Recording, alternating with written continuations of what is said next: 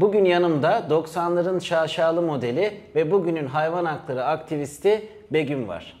Begüm nasılsın? İyiyim sağ ol. Sen nasılsın? Ben de iyiyim. Teşekkür ederim bu arada kabul ettiğin için davetimi. Ben teşekkür ederim. Özellikle 20'lerini 30'larını modellikle geçirmiş birisi olarak ben seni çok başarılı buluyorum.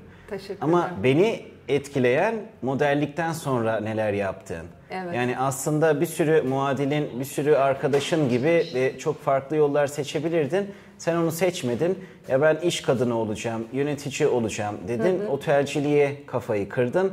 Daha sonrasında çok sevdiğin hayvanları da korumak için yandan da hayvan hakları aktivisti olarak devam ettin ve aslında kendi hikayeni yazmış oldun. Evet. Benim genelde sporcularda ve modellerde gördüğüm şaşalı dönemler bittikten sonra gerçek hayata alışamıyorlar. Yani Evet. böyle hep bir yerinde tökezliyorlar. Sen onu yaşamadın. Ondan Evet. dolayı da hani başlangıçta bunu söylemek istedim açıkçası. Teşekkür ederim. Ben zaten modellik yaptığım dönemde de açıkçası işte böyle dizi teklifleri geliyordu, televizyon teklifleri geliyordu vesaire. Bilmiyorum, belki yeteneğim vardı. Emin de değilim açıkçası. Denemekte de fayda olabilirdi tabii. Denemezsen hiçbir zaman bilemiyorsun, bildiğin gibi. Ama öyle bir şey gelmedi içimden. Farklı bir şeyler denemek istiyordum. Yani kendimi geliştirmek istiyordum. Sonra zaten işte Amerika'ya gittim. Orada otelcilik üzerine üniversite okudum. Uzun yıllar farklı çok iyi otellerde çalıştım. Ve sonra Türkiye'ye transfer oldum 2012'nin başlarında. Neden transfer oldun diyeceksin. Sıkıldım çünkü Amerika'dan. Herkes aynı soruyu soruyor. Başından söyleyeyim dedim. Sen de biliyorsun zaten, tahmin edersin neden olduğunu. O zamandan beri de buradayım. Farklı otellerde yine yöneticilik yaptım. Şu anda bir otel ve üyelik kulübünde misafir ilişkileri müdürü olarak, Soho House İstanbul'da misafir ilişkileri müdürü olarak çalışıyorum. Aynı zamanda tabii ki işte hayvan hakları aktivistiyim. Düzenli yoga pratik ediyorum. Jivamukti yoga eğitmeniyim. Hindistan'a gittim, bir ay kaldım. Peki mesela o karara nasıl vardın? Neden otelcilik? Neden otelcilik? Şöyle, şimdi modelliğin bence bize verdiği en güzel şeylerden birisi, genç yaşlardan itibaren çok fazla seyahat etme şansımız oluyor. Yani ben 17 yaşından beri sürekli bavulun içinde yaşıyorum. Yani 17 ile 30 arası bavul içinde yaşadığımı söyleyebilirim. Bu çok güzel bir şey. Sürekli farklı kültürler tanıyorsun, o insana kültürel hassasiyet de veriyor aslında. İşte farklı insanlar tanıyorsun, farklı çevrelere giriyorsun, farklı ülkeler. Bunlar hakikaten gelişimin çok önemli bir parçası aslında. Bunları sevdiğim için, bir de insanlarla da çok kez enerji bulduğum için, enerjim yerine geldiği için insanlarla bir arada olduğumda acaba dedim otel işine mi girsem? Çünkü Türkiye'de sonuçta zaten biliyorsun turizm çok büyük bir iş kolu. Öyle başladı yani. Ondan turizmi seçtim. Hatta böyle bir konuşmalar oldu. İşte acaba fashion merchandising mi yapsam falan. Yok dedim, fashion merchandising falan yapmayacağım yani. İçimden gelmedi o dönemde fashion'la ilgili bir şey yapmak. Öyle başladım otel işine. Peki mesela o dönemde yani 17-30 yaşları arasında fashion'dan ya da modadan biraz sıkıldığın için olabilir mi? Evet, çok sıkılmıştım. Artık son dönemde statik hale gelmişti. Aslında bence bu bir tek modellik için değil, birçok iş kolu içinde aynı. Yani benim bakış açım öyle hayata. Her konuda. Yani hani sürekli aynı işi böyle yapmak zorunda değiliz aslında. O bize bence dayatılmış bir şey. Sen eğer o anda bakacaksın, belki başka bir şey yapmak istiyorsan, o senin hayatın yani. Hani başka bir yere de dümeni kırabilirsin. Başka bir şey de deneyebilirsin. Sonuç olarak sonuçta özgürsün. Öyle baktığım için zaten oradan değişim geldi bana. Yoksa ben de hani normal herkesin yaptığı şeyleri yapmaya devam edebilirdim yani. Hani bunda kötü bir şey de yok. Tabii ki. Belki hani hala da yapabilirim. Güzel bir şey olur. Yapmak isterim, yaparım yani. Ama hani benim yolum o dönemde o değildi. Tabii ki. Evet. Peki eğitimini Amerika'da almış birisi olarak Amerika'daki otellerle Türk otellerini kıyaslayabilir misin? Yönetimine de girebilirsin bu arada. Şimdi şöyle, tabii kesinlikle kıyaslarım. Çok rahat. Ama ben daha çok Amerika'da Marriott International bünyesinde Ritz-Carlton'da çalıştığım için Ritz-Carlton'da lüks bir brand. Lüks markaları kıyaslayabilirim ve daha kurumsal markaları kıyaslayabilirim. Tabii Amerika'da biliyorsun her şey para üstüne kurulu. Sistemler insanlardan alınabilecek, artık böyle kanının son damlasına kadar çekip kullanılabilecek her şekilde kullanarak, ama bunu nasıl yapıyor? O kadar güzel yapıyor ki sen bunu hiç hissetmiyorsun bile. İşte seni geliştiriyor, seni promote ediyor, onu yapıyor, bunu yapıyor. Ama Türkiye'de 4 kişinin yaptığı işi Amerika'da bir kişi yapıyor. Yani ben mesela RIS'te çalışırken sistemler o kadar tıkır tıkır işliyor ki ve o kadar doğru insanlar doğru pozisyonlara seçiliyor ki her işi sen kendin yapıyorsun. İşe ben adam alıyorum, disiplineri şeyini ben yapıyorum, review'unu ben yapıyorum, satın almayı ben yapıyorum, misafir memnuniyetinden ben sorumluyum, personel memnuniyetinden ben sorumluyum, ondan bundan. Yani böyle artık eğer bir günde 13 saat çalışıyorsan o 13 saatin yarım saati hariç her dakikası hakikaten çalışıyorsun. Yani Türkiye'de böyle bir şey yok. Tabii ki. Maalesef yok. Yani maalesef mi demeliyim bilmiyorum tabii ki, hangisi daha iyi. Sistemler açısından ve çalışanların gelişmesi açısından, iş gelişimi açısından kesinlikle Amerika çok daha ileride yani. Bunu çok rahat söyleyebilirim. Orada ben de onu fark etmiştim. Evet. Yani çok genç yaşta olmana rağmen insanlar sana sorumluluk veriyorlar. Bizde birazcık böyle hani ya bu genç, bu şimdi Evet, işleri mahvedecek, biz toparlayacağız, bari biz yapalım diye sorumlulukları vermiyorlar. Belki 35'lerinde 40'larında insanlar o sorumlulukları alıyor ama çok geç oluyor artık. Hayır, yani olması, şimdi zaten burada bakılması gereken olay şu: sen istediğin kadar tecrübeli birisini al işe, o kişide yetenek yoksa zaten o kişiden hiçbir şey olmaz. Sen istediğin kadar onu eğit, git şuradaki duvara konuş, aynı şey yani, hiçbir şey değişmeyecek. Ama sen onun için işte milyonlarca dolar harcayıp o behavioral assessment, yani işte kişilik testleri falan filan dediğimiz şeyleri yapıyorlar. Neye bakıyor orada? Senin o pozisyon için doğal bir yeteneğin var mı, ona bakıyor. Doğal yeteneğin varsa sen sonra birlikte çalışacağın insanlar için veya organizasyonlar için fit bir kişi misin, uygun bir kişi misin, ona bakıyor. Zaten eğer doğal yeteneğin varsa, karşına birisi sinirli geldiği zaman hemen orada empati kurup gerekeni yapabiliyorsun. Eğer çabuk düşünebiliyorsan gereğini yapabiliyorsun. Eğer bunlar sende yoksa sen istediğin kadar eğit. 3 gün sonra neyse 4. günde aynı şey olacak. Yani yapacak şey doğru insanları işe alıp eğitimi verip o insanlara gerekli işte kaynaklarını sağlayacaksın ve salacaksın. İşlerini yapacak. Bizde genelde daha böyle hep eski kafalar. Ay işte tecrübeli olsun. Bunlar devamlı micromanage etsinler. Bu çok verimsiz bir şey yani. Tabii. Geçti artık bu dönemler. Yani genç olması bence çok daha iyi. Tabii tecrübe de çok önemli ama genç olması çok daha iyi. Yani önemli olan ikisini bir arada birleştirebilmek bence. Ki öyle ekipler kurulabiliyor Tabii aslında. tabii, kesinlikle. Kesinlikle öyle olmalı yani. Evet. O bir de micromanagement'a girmişken o bence aslında işte patronu ya da müdürü de çok yoran bir şey Çok. ama Türk insanı onu salamıyor yani, böyle şey gibi.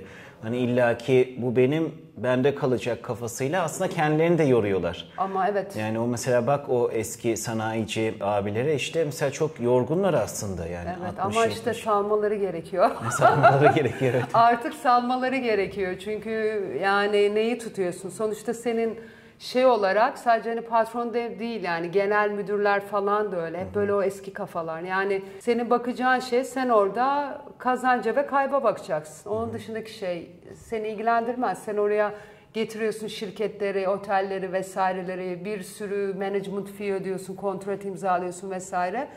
O zaman niye karışıyorsun? Getirme, sen yap her şeyi yani. Aynen öyle. Anlatabiliyor muyum? Aynen öyle. Gerek yok yani, ama şey yapıyorum, anlayabiliyorum. Biraz da kültürel bir şey bence, o güven şeyinden kaynaklanıyor. Eksikliğinden falan da olabiliyor. Ama değişmesi gerek çünkü çok verimsiz yani. Orada peki hani otelcilik tarafını anladım. Modellik tarafına nasıl karar verdin? Yani çok güzel olman dışında. Çok teşekkür ederim. Modellikten hiçbir ilgim ve alakam yoktu. Olay şu: ben o dönemde Galatasaray'da genç takımda voleybol oynuyorum. Ve bir gün idmandan çıktık. Ben böyle tam tomboy gibiyim ama hala öyle tarafım vardır Halen ya öylesin yani. bazen. Böyle uzun boylu, şak şak ayaklar, böyle yürüyorum. Tahin pekmez yiyorum devamlı falan. Günde çift idman, işte sabah top, yok akşam top, sabah kardiyo falan, neyse. Annemle gidiyoruz. Birisi böyle yolda çevirdi. Dedi ki dedi işte böyle böyle bizim kast ajansımız var. Reklamlarda oynar mısınız falan. Biz böyle ne reklamı falan, ne alaka falan. Hadi bir deneyelim falan dedik. Sonra bir başladık. Oho var ya bir senede ben 70 tane falan reklam çektim. Ve ilk reklamımda Yataş. Nuri'yi tanıyor musun? Yok, tanımıyorum. Nuri var Nuri ile Dicle, o da eşi. Onların yat aşırı reklamını çekmiştik 80'lerin Sahiplerinin sonu. adı değil mi? Sahibi, evet. Ondan sonra ilk onunla çekmiştik. Sonra bir sürü çektim. Sonra Onu bizim ortak arkadaşımız İlknur çok yakından tanıyor. tabii diye biliyorum. İlknur Kızıyla arkadaş. Şölen'le de Şölen, arkadaş. Şölen'i tanıyorum. Tabii aynen. Sonra Emel Kasapoğlu var, eski manken. O da burada Marie France diye bir ajans açtı. Ama o çok profesyonel yapıyordu yani bu iş hocam. Muklar aynı Paris'teki gibi falan. Sonra bu bana ulaştı. Begüm gel dedi, seni dedi yapalım, alalım buraya. Hatta orada bir ajanslar arası savaş başladı. O yok alırdın, yok alamazdın falan filan. Ya gidiyorum ben dedim ya, ne alırdın alamazdın. I'm leaving falan diye böyle. Neyse gittim oraya. Bunlar benim resimlerimi habersiz Best Model of Turkey yarışmasına göndermişler. O zaman da rahmetli Erkan Özarman ve canım Bilge Tuğsuz yapıyorlar. Orada birinci seçildim. Sonra bana dediler ki 1 hafta içinde en az 5 kilo vereceksin. Dünya Mankenler Yarışması Türkiye'de yapılıyor. Ona katılacağım. 17 yaşındayım daha bu arada. 1 haftada 7 kilo verdim. Nasıl verdiğini sormak istemiyorum. Hiçbir şey yemeyerek. Muzaffer Kuşan'ın gittim, kampına. Sürekli salatalık, domates yediriyor. Yani wow, çok dahi yani. Zaten onu kim yese verir kilo yani. Hani anladın mı? Bu arada arka sıralarda da böyle ünlü arkadaşlar var. Onlar da böyle kuyruktan kopup köye gidip orada çikolatalı gofretleri yiyorlar. Görmedim sanmayın. Kiloda 1 gram oynama yok yani. Neyse. Sonra o yarışmaya katıldım. Aşırı güzel bir yarışmaydı o. Yani o dönemde o yarışmalara dünyanın en iyi modelleri katılıyordu. Paco Rabanne, Ungaro, Guy Laroche falan böyle. Hep böyle baş modelleri falan geliyordu. Ondan sonra orada 4. olmuştu. 1. Fransa olmuştu. 3. Venezuela, Marisabel Valdez diye bir kız. Aşırı güzel bir kızdı yani ve çok iyi bir modeldi. Sonra onunla 25 sene sonra Miami'de buluştum. Düşünebiliyor musun? Halen fit miydi? Değildi artık o kadar. Bir de çok aşırı estetik yaptırmıştı yani. Çaktırmadım ama tanıyamadım ilk başta. Yani tabii tanımadı. O da beni tanımamıştır da. Biraz zorlandık yani ama harikaydı yani. Yok, onu sen görmüş aynısın olmam. ya. Ben böyle eski fotoğraflarına baktığımda diyorum ki Begüm hiç değişmemiş yani. Bu gençlik iksirini nereden buldu? Onu kesinlikle soracağım bu arada. Yani bizim gibi ölümlülere söyleyebilirsen. Hepimiz yani. Geçenlerde bir eski futbolcuyu çıkardık. O da mesela 50 yaşında halen çok fit bir adam. Onunla ilgili konuşuyorduk. Futbolcular genelde kariyerinden sonra salarlar. Doğru. Böyle hani göbek olur ya. Çok disiplinli oldukları için sonra diye bırakıyor. Evet, tamamen bırakıyorlar. Evet. Ama sen de orada mesela doğal yollarla halen o gençliğini koruma var. O mesela kesinlikle bence vegan olmanla, Kesinlikle. uyku düzeninle, yoga ile alakalı olması lazım. Yani yaşam şekliyle çok önemli. %50'si tabii genetik. Ama tabii. bence yani yoga bir kere insanı en az 10 yaş gençleştiriyor. Bu net yani. Çünkü hormonal düzenleme de yapıyor içeriden. Tabii ki vegan beslenme de çok önemli. En azından vejeteryan yani. Beslenebilir insanlar. Hani veganlık o kadar kolay olmadığı için söylüyorum alternatif olarak. Evet ve uyku tabii ki. İçki falan filan onların öyle çok tüketilmiyor olması. Bunlar çok önemli. Bir de şu da var bence hani modellik döneminde daha çok baskı oluyor ya insanların üzerinde. Hani ben hatırlıyorum şimdi o dönemler mesela hep böyle kiloma takıktım yani. Sporu bırakınca da bir anda şiştim çünkü aynı yeme temposuyla. Bir de tam böyle ufaksın daha hani ya aşırı ince oluyorsun ya kilo alıyorsun falan. Öyle bir dengesizlik oluşmuştu. Ama sonraki ileri gelen dönemlerde de hep böyle aklım hep kilomdaydı. Yok onu yeme, yok bunu yeme. Hayatım böyle o bilinçsiz, iğrenç altın başak ve dil peyniriyle geçiyordu yani. Ve daha kiloluydum yani o dönemde. O baskı azaldıkça kilo vermem daha kolaylaştı mesela. Şimdi modelliği bıraktık son dönemde bayağı iyice incelmiştim. Çok iyiydi. Ama o da ne zamandı? Okula gittiğim dönemde. Yani artık böyle baskı azaldıkça yatışıyor herhalde içteki o şeyler. Vermiştim yani. Bence o baskının çok etkisi oluyor orada. O zaman iş baskısı sana bir tık daha kolay geliyor. Otelcilik tarafındaki. Yani şöyle hani dünyanın gözünün ortasında olmuyorsun en Olmuyorsun. azından. Öyle bir şey var. Kendine ait bir hayatın var. O çok çok önemli yani bence. O ne bileyim işte şey olsan ne olacak hani gidip oturup bir ronda bir kahve içemedikten sonra. Doğru. Öyle değil mi yani Evet, hani? evet. Çünkü diğerinde sürekli spotlight altında olduğun için Aynen. kendini de öyle görmeye başlıyorsun Tabii. artık hani. Bir de şey de var yani şimdi Türkiye'de ne olursa olsun bu iş o kadar profesyonel yapılmıyor. Bunu unutmamak gerekiyor. Yani ben hele biz başladığımızda hiç profesyonel değildi. Şöyle biz çok amatör ruhla yaptık. Onun çok güzellikleri var tabii. Çünkü hep böyle yeni gibi yani. Şimdi bile çıktığımda arada çıkıyorum hala. Yeni böyle ilk defa elim ayağım birbirine giriyor. Günde 7-8 defileye çıkardık. Merve Eldeniz'in Renault Flash'ı vardı. Doluşurduk ona böyle. Merve Rally'ciydi. Böyle bir yerden bir yere uçarak gidiyorduk yani. Ama şimdi aynı işi ben mesela örnek vereyim. Paris'te yapıyor olsaydım işte benim trainer'ım olurdu. Menajerim olurdu. Beslenme uzmanım olurdu. İşte ne bileyim bankada bir 5-10 milyon dolar param olurdu. 3 yıl 4 yıl çalışırdım sonra bırakırdım, anlatabiliyor muyum? Yani o öyle bakılıyor orada. Ne bileyim işte avukatlarım olurdu, entertainment lawyer'lar gelip 8 saat çalışır, 3 saat çalışır diye şeyler imzalarlar, böyle çalışıyorlar çünkü biliyorsun. Evet biliyorum. Ya burada öyle bir şey yok ama Türkiye'de. Sana komik bir anekdot anlatacağım. Anlat. Şimdi aklıma getirdin bunu anlatınca. Şimdi 2015 yılında Anadolu oturmaya başladığında Evet. işte Galata'daki ofisimde dijital pazarlama müdürüm vardı Fatih diye. Ya ona dedim ki artık bitti Fatih. Hani artık bu iş başarılı oldu. Biz film çekelim. Böyle Kanada film Cannes için bir film çekecektik. Mayıs ayında da filmleri kabul ediyorlar. 2014 Şubat gibi. İşte sonra Fatih'e de dedim ki 2015 Şubat. 2015 Şubat'ta iki mankenin bir koltuk üzerinde birbirleriyle sohbet etmesiyle ilgili bir senaryo yazdım. İşte birisi yaşça ileride bir manken, diğeri genç bir manken. Yaşça ileride manken de genç manken ilerlemesin diye buna beyaz yalanlar söylüyor. Sonra bir siyah bir yalan söylüyor. Onu da genç manken yakalayınca orada kesiyorduk. Daha çok yalanlar üzerine bir şeydi. O zaman çalıştığımız bir manken vardı. Çok yalan söylediğini fark edince model şeyi fark etmişim. Yani bunun üzerine bir şey yazayım dedim falan böyle. İsim veremem. Onlar da hiçbir şey söylemiyor. Olmaz. KVKK'ya kadar şey Evet yaparlar. KVKK bir de mahalleli olduğu için vurabilir beni yani. Sonrasında da işte yazdım ettim. Fatih de dedi ki tamam ben gelirim patron dedi. İşte böyle Barcelona'da kuzenimin evinde çekecektik. Hani hedef oydu. Barcelona'da çekim yapacağız. İşte içeride çekeceğiz falan. Sonra Barcelona'ya gittik. Fatih de sürekli diyor. Patron diyor işte en önemli şeyleri yaptık biz. Ekipmanları aldık. İşte oyuncu bulmak çok kolay. Sonra gittik orada oyuncu bulamadık. Yani işte pompon kızlara soruyorduk böyle. Ben yakında turistlere sormaya başladım. Hani kuzenimin evi şurada, kısa film çekmek ister misiniz? Kana göndereceğiz, senaryosu bu falan diye. Yani turistler direkt gözüyle bakıyordu. Bunlar kim falan diye bakıyorlardı. Sonra benim kuzenimin evinin tam karşısında çok ünlü bir manken ajansı, model ajansı vardı. İşte Alexandro Ambrosio'yu falan böyle temsil eden ajans. O ajansın kapısını çalıp biz sizin karşı komşunuzuz, bir film çekeceğiz. İşte iki tane model gönderebilir misiniz dedim böyle.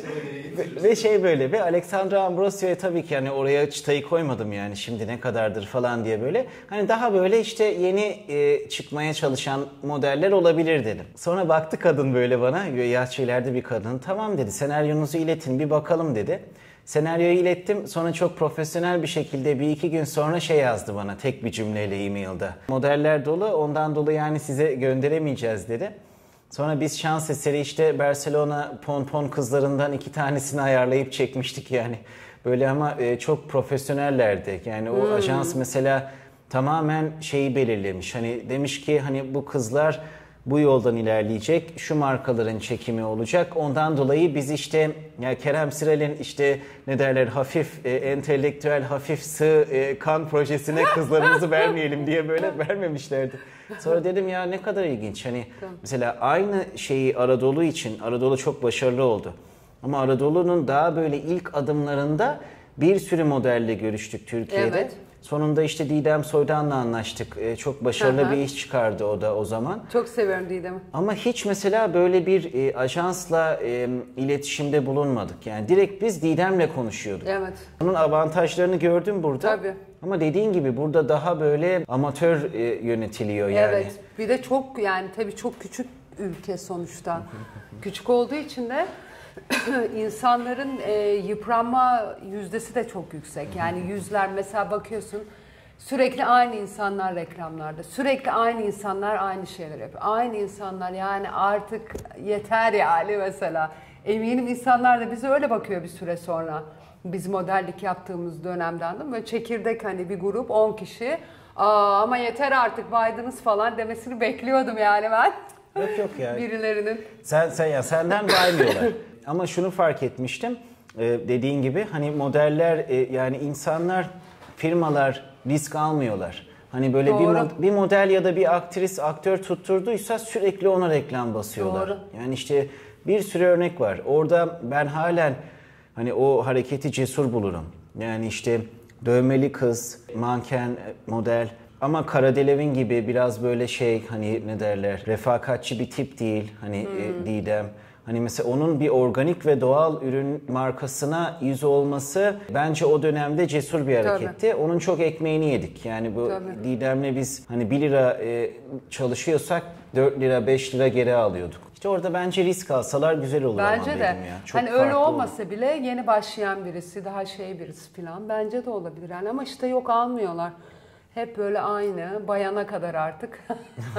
Kişi için de kötü yani. Mesela ben böyle bir iş yapıyorsam ben muhakkak daha geri çekerim kendimi. Çünkü senin bazen bir geri çekmen, 2 adım geri atman senin çalışma hayatını 5 yıl daha uzatır. Kesinlikle. Yani sürekli her şeye evet, her şeye evet, her şeye evet sürekli dememek gerekiyor. Hayatta da öyle ya. Kesinlikle. Hayır demeyi öğrenmek lazım. Tabii o çizgiler olması lazım. Kesinlikle aynen. Peki çizgiler demişken Evet. veganlığa ne zaman karar verdin?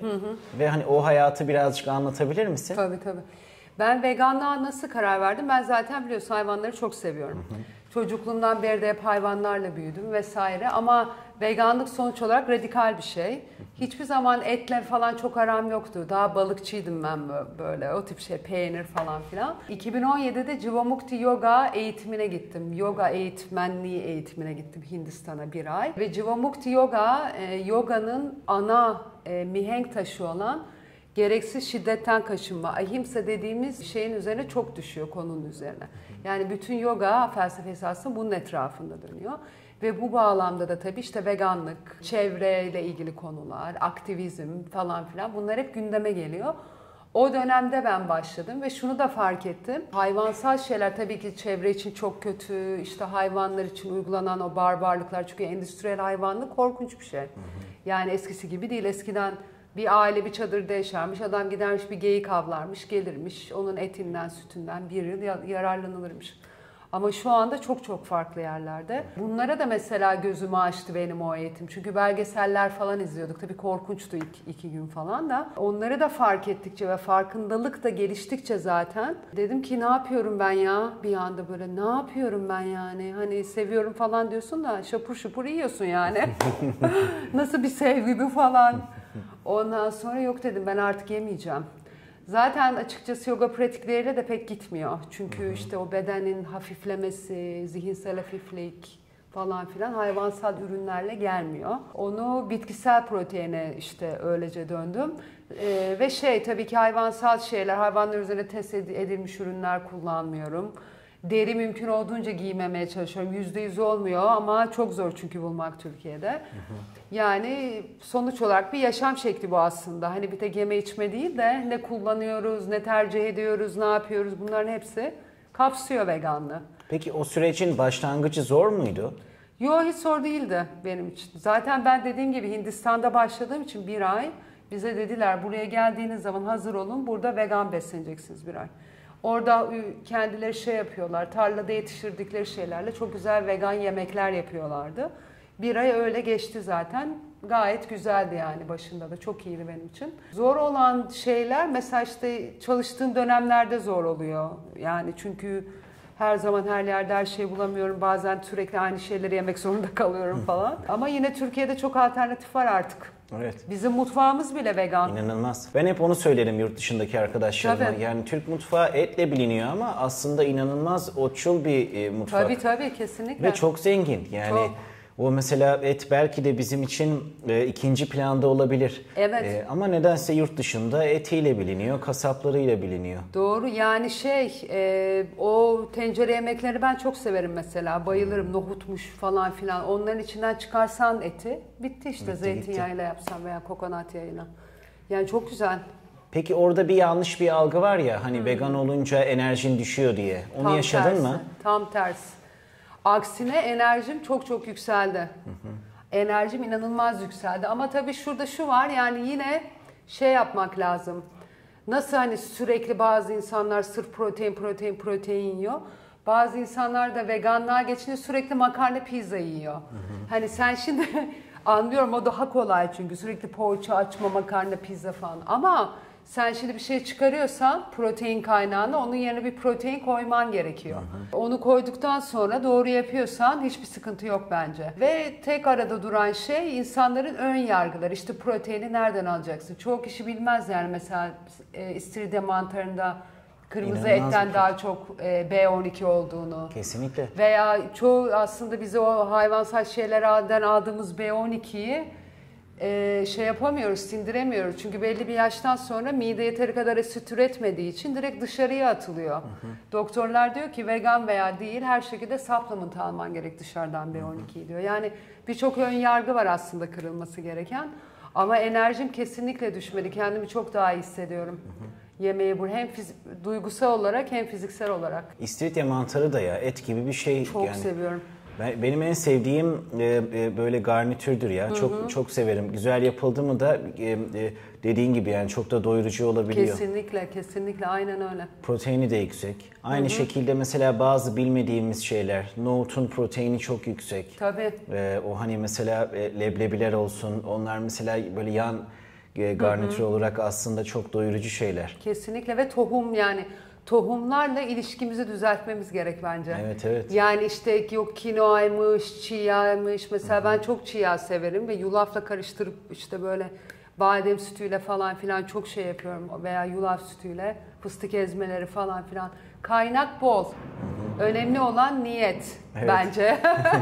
Peki hayvan haklarında aktif olarak bulunman nasıl bir süreç oldu? Aslında hep aktiftim de ülkede giderek artan ve şiddet ve düşmanlıkla benim de aktivistlik seviyem de yükselmeye başladı. Yani çünkü sürekli karşı karşıya geliyoruz. Ama asıl aktivizm yoga eğitimi almaya gittiğim zaman başladı. Çünkü görüyorsun zaten o yoga sana öyle bir yol açıyor ki o işte içten gelen güçle zaten doğru olmayan her şeye karşı bir kere karşıt bir attitüt geliştiriyorsun yani. Hayata karşı bir attitüt geliştiriyorsun. Bu çok net. Ben de bu olan bitenlere tabii ki bir tek Türkiye'de değil yani dünyanın her tarafında mümkün olduğunca hani ben kendim vegan yaşam şeklini seçerek zaten kendi tarafımı yapmaya çalışıyorum, doğru olanı kendi adıma, ama onun dışında da bence başkalarını da hani etkileyerek, göstererek, anlatarak, ikna ederek, eğiterek, duyurarak belki hani kendi saflarımıza çekip değişim yaratmayı başarabiliriz yani.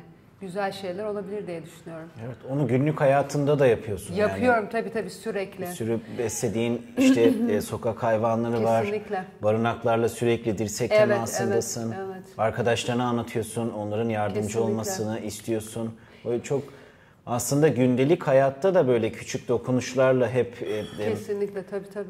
Yani en önemli etki burada, ben zaten Yaşam Hakkına Saygı Derneği yönetim kurucu yönetim kurulu üyelerinden biriyim. Günlük hayatta da sosyal medyayı tabii çok aktif kullanıyorum.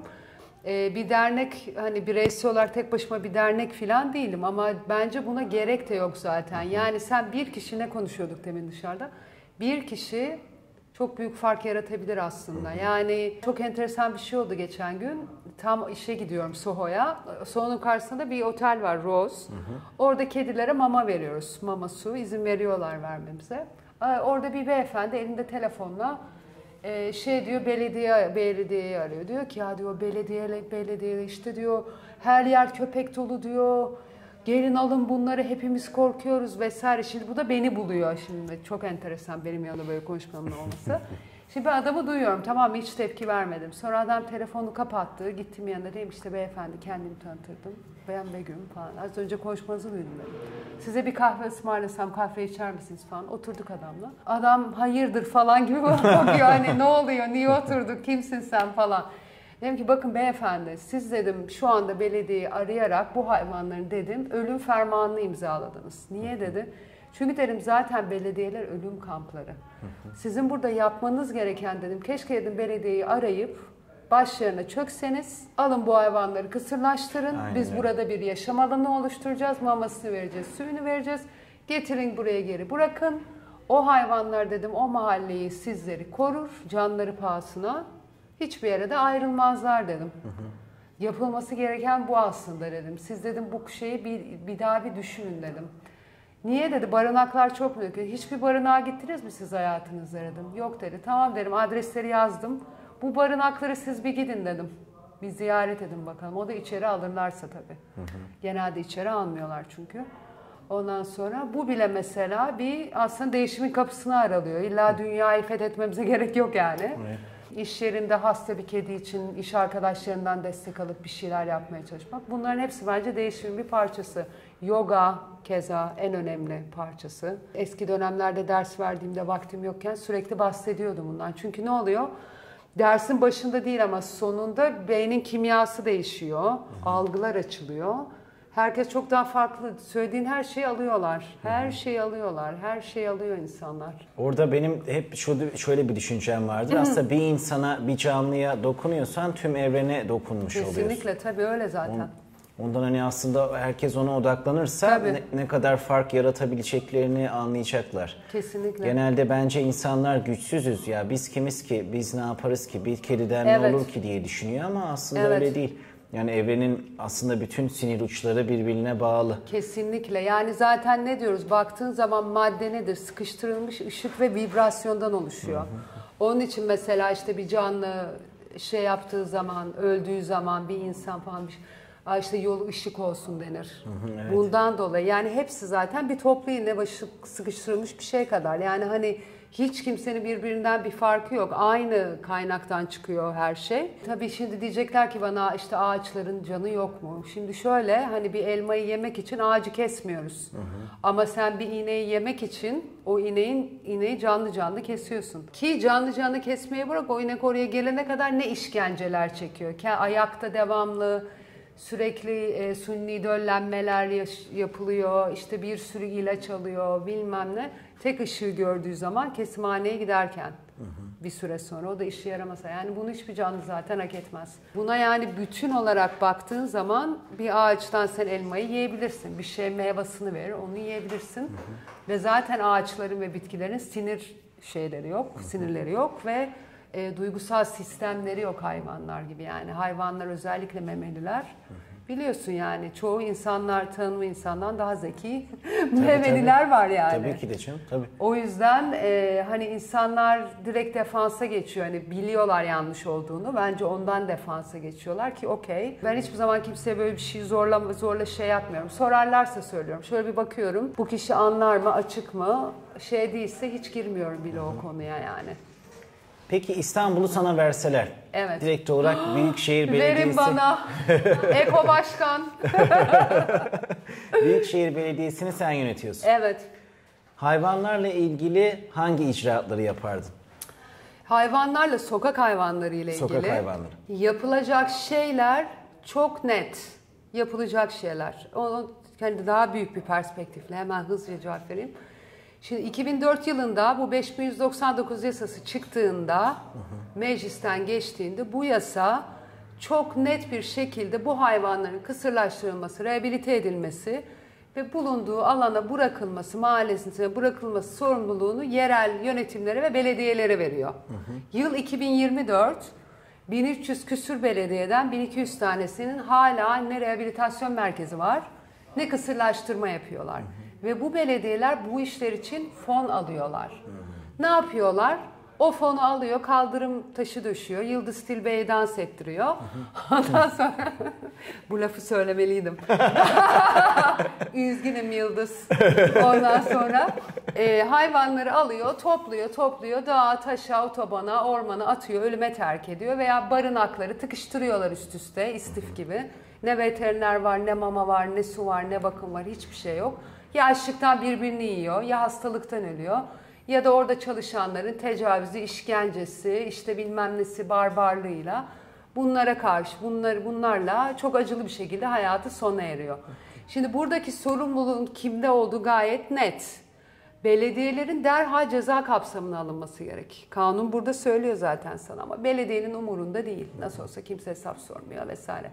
Bunu da devletin yapamadığı çok açık. Onun için belediyenin üzerine ayrı bir disiplin gelmesi gerekiyor. Yani o belediyeyi bir disiplin, üstteki bir disiplin denetleyecek. Bu kim olabilir? Büyük bir ihtimalle STK'lar ve gönüllülerden oluşan, hayvan psikolojisinden anlayan, yıllardır sokaklarda olan, hakikaten kurtaran, bu işe gönül vermiş. Yani sen bugün bir belediyeye git, adam 50 metreden çok köpeğe yaklaşamıyor. Köpek haram, köpek haram. Yani o adam ne yapabilir yani hani? Yargılamıyorum da o işte çalışmaması gerekiyor. Kesinlikle. Böyle bir sistem oluşturulması gerekiyor. Satış üretim durdurulacak. Belediyeler ceza kapsamına alınacak ve bir denetleme mekanizması oluşturacak üst tarafa. Bunların üzerine. Bunlar kesinlikle eş zamanlı olarak satış ve üretim durdurulduğu anda bütün hayvanları kısırlaştırmaya başlayacaklar kendi bölgelerindekileri. Tabii rehabilitasyon merkezi de kurması gerekiyor olmayanların. Bunu yapardım bütün ilçelere, İstanbul'un içindeki. Kısırlaştıracaklar, aşılayacaklar, yerlerine bırakacaklar. Hasta olanlar ve saldırgan olanları bunu nasıl ayırt edecekler? Mesela bu yeni kanunda bu da konuşuluyor. Bunu kim ayırt edecek? Bunu yine gönüllülerin ayırt etmesi gerekiyor. STK'lar ve veterinerler tabii ki bakacak. Bu rehabilite edilebilir. Alacak ve gönüllülere teslim edilecek. Yani barınakları değil, rehabilite edilecek orada, bakılacak. Amerika'da falan nasıl yapıyorlar? Ve tekrar yuva aranmaya başlanacak. Barınakların, rehabilitasyon merkezlerinin şartları düzeltilecek. Kameralar olacak, halka açılacak. Onu Fatih Belediyesi çok güzel yapıyor mesela. Yedikule Barınağı. Açılacak ki insanlar gelip sahiplensin. Yoksa nasıl sahiplenecek? Sen kapıya kilit vurmuşsun. Niye kilit vuruyorsun? Çünkü içeride öldürüyorlar yani. Bunları kesinlikle yapardım. Sahiplenmeye teşvik ederdim. Nasıl yapacaksın bunu? İşte vergi indirimi uygulayabilirsin. İşte mama ve veteriner şeyleri verebilirsin.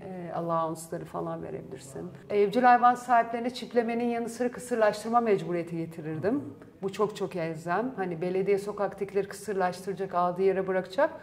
Ama evcil hayvan sahipleri hem kısırlaştıracak hem zaten çipliler. Çiplenecek ve kayıt etme mecburiyeti. Şimdi çipleniyor, kayıt yok. 60 hayvanı sokağa mesela. Sokağa atanları çok ağır yaptırımlar. Almanya'daki gibi. Almanya ne diyor? Sen diyor bu hayvan senin üstüne zimmetli. Sokağa atarsan 3 yıl hapis 45 bin euro para cezası hayvan başına. Şimdi bizim akıllılar diyor ki diyor sokağa atarsan ben sana 50 bin lira ceza veririm. Belediyeler de diyor toplayıp başka bir yere atarsa diyor köpek başına 50 bin lira ceza. Kardeşim sen o belediyenin nereye kaç köpek attığını nasıl denetleyeceksin Allah aşkına? Tek ipucu kulağındaki küpe, o küpeyi çıkarttığın anda köpek nereden gelmiş? Sarı çizmeli Mehmet Ağa. Evet, böyle evet. aptalca şey olur mu yani? Bunun da derhal değişmesi gerekiyor. Yani o zaman sokak köpeklerini de çipleyeceksin belediyelerin üzerine. Tabii. Bu kadar yani. Atanlara çok ağır cezalar gelmesi gerekiyor ve bu yasaklı ırk diye bir şey çıktı biliyorsun. Yani şunun anlaşılması gereken, bu hayvanlar dünyanın her yerinde bakıyor. Yasaklı ırk diye bir şey yok.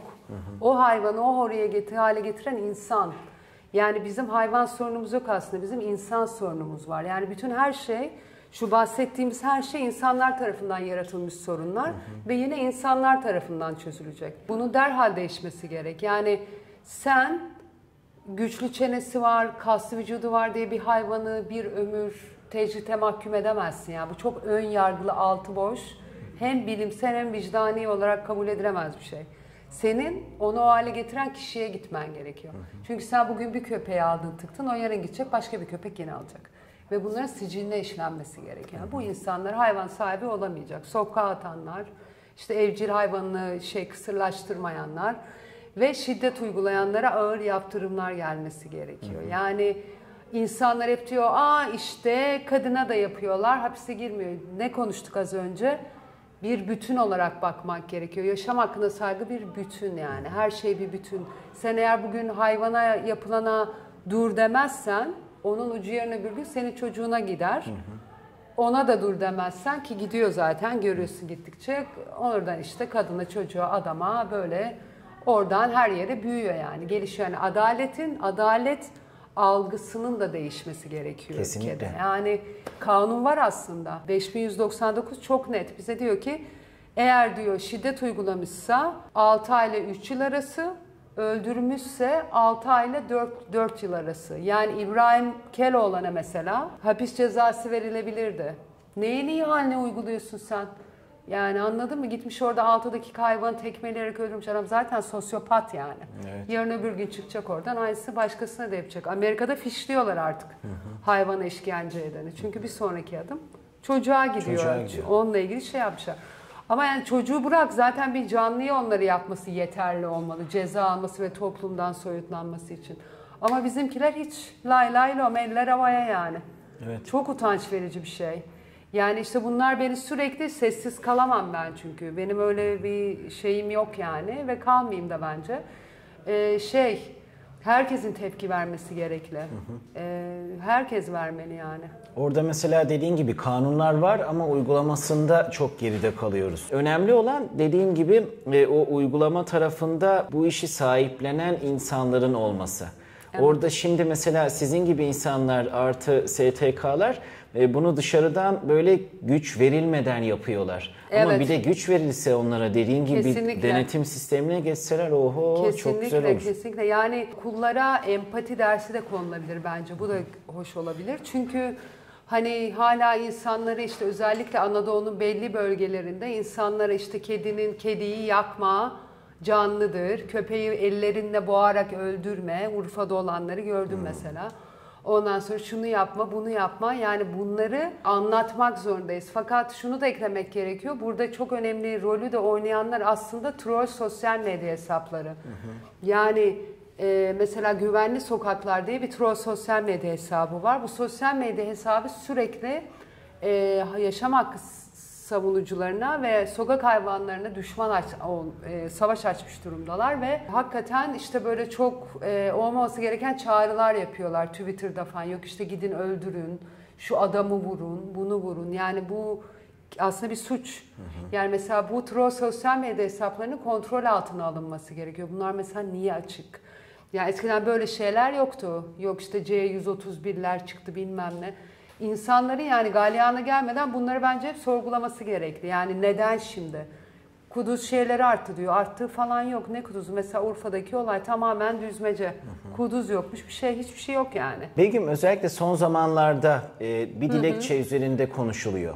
Ve bu dilekçede özellikle insanların önüne bir kere daha servis edilip sanki kutuplaştırılmaya çalışılıyor. Evet. Bu konudaki fikirlerini öğrenebilir miyim? Kesinlikle.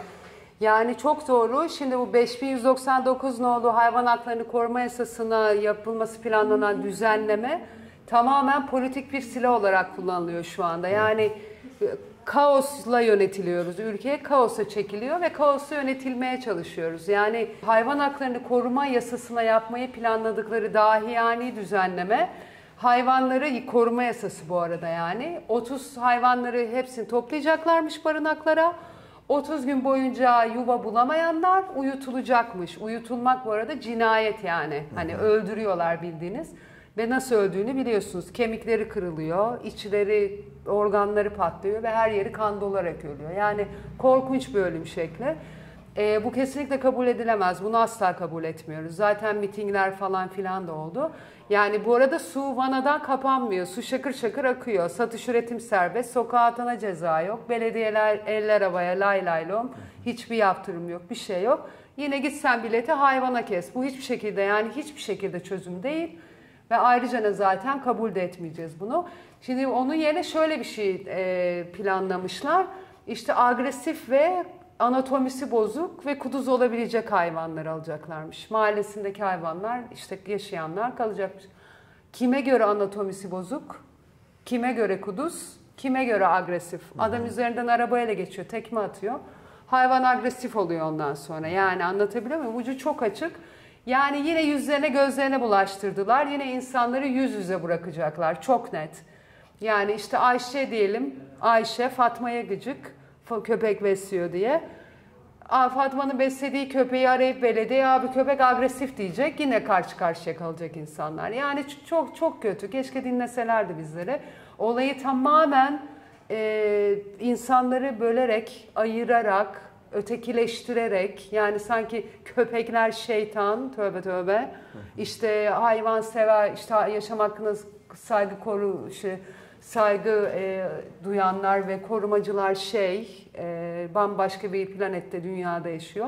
Hep böyle bir algı ve en önemlisi şunu söyleyeyim, sanki hayvanlar çocuklara karşı gibi bir algı oluşturulmaya çalışıyor. Evet. Bu çok çok yanlış. Yani biz demiyoruz ki zaten sokaklar köpekte olsun. Bizler yıllardır kendi kaynaklarımızla belediyenin yapması gereken işleri yapıyoruz zaten. Nüfus azalsın diye. Biz sadece doğru ve insani çözümlerden bahsediyoruz. Yani anlatabiliyor muyum? Yapılması gereken çözümlerden bahsediyoruz. Fakat bunu o bilerek dediğin gibi oluşturuyorlar ki hani gruplar karşıt birbirine gelsin diye. Buna da izin vermeyeceğiz. Biz böyle bir toplum değiliz yani. Kesinlikle. Türkiye böyle bir toplum değil. Kesinlikle. Böyle bir ülke değil. Bunu da kabul etmiyoruz. Net söylüyorum. Hayvansever her arkadaşım kısırlaştırmayı özellikle söyler. Kesinlikle. Tabii. Hep onu vurgular. Tabii kedi, köpek elime geleni yakalayıp götürüp kısırlaştırıyor. Köpek tabii çok yok bizim mahallede. Bir tane köpeğimiz kaldı. Öldü hepsi. Kendi eceliyle öldü yani. O da bayağı yaşlı. Ama kediler daha çok. Yakaladığımı böyle kutuya atıyorum. Yürü gidiyoruz diye. Yürü gidiyoruz. Çok teşekkür ederim Ben katıldığın teşekkür için. ederim. Çok güzel bir program oldu. Bayağı kapsamlı ve hani senin de girdiğin farklı kulvar haklarını da konuştuk. Çok teşekkür ederim. Ben teşekkür ederim.